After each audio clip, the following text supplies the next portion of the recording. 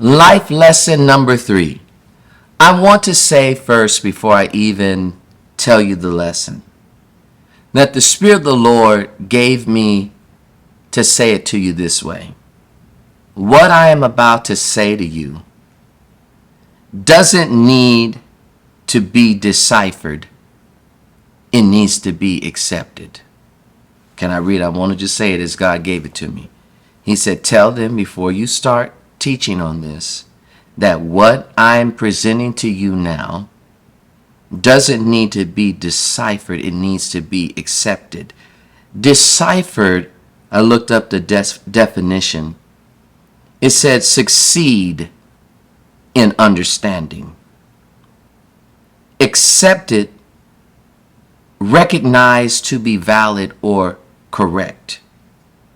So there are some things in life that the Lord just tells us, and we need to accept it as correct. And the people said amen. I want to talk to you tonight about, as you go forward in September, being beguiled. There was someone I was helping at one point, speaking to them and kind of mentoring them. And this young man fell into sin, but he couldn't see that the woman had trapped him.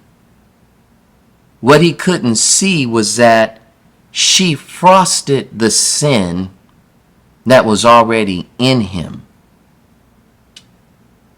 So because there was some things in him he already desired and he was dealing with, he just thought it was him, not realizing she was just putting frosting on the sin that was already in you. And so you were beguiled.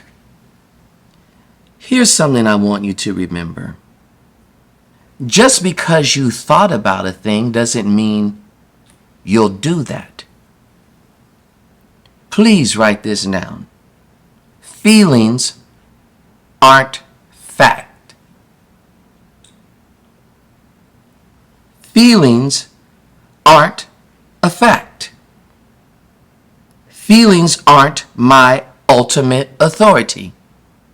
We can bring these things captive. Bring every thought captive. You don't have to be beguiled.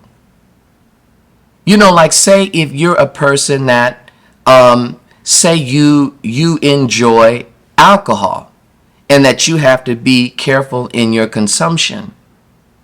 And somebody comes and says, hey, you want to go out to the bar? You didn't even know. She's just frosting the sin, or he, frosting the sin that's already in you, already inviting you to a place, and then you think, oh, well, I like drinking anyway. You weren't even drinking. Let me ask you now. I did this in the beginning when I asked you, what's your favorite cake? And through the whole Spark of Hope, I have shown pictures of cake. Now, the first time I asked you, what's your favorite cake?